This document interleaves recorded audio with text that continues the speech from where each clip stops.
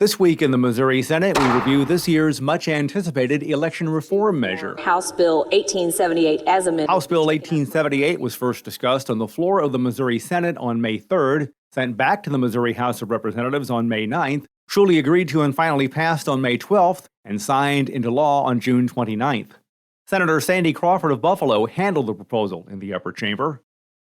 I've spent more time on this particular bill than I have on any legislation in my years here in the General Assembly. We have worked hours and hours. I want to give a shout out to my staff, to the county clerks around the state, and to the Secretary of State's office, who we have worked with to try to come up with a bill that I feel like we can move forward. I don't think there's anyone in this room that thinks we should have bad elections, and I think we've put some guide rails in this bill that will ensure that, or help ensure that.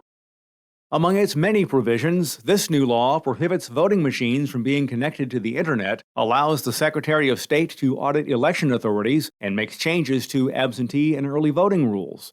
Missouri Senate Minority Floor Leader John Rizzo of Kansas City says he sees some flaws in this new law.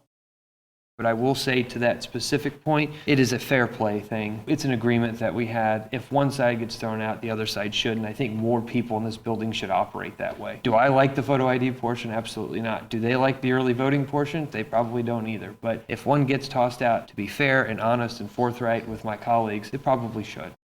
Another aspect of House Bill 1878 is something Missouri lawmakers have passed before, only to have it struck down by the courts.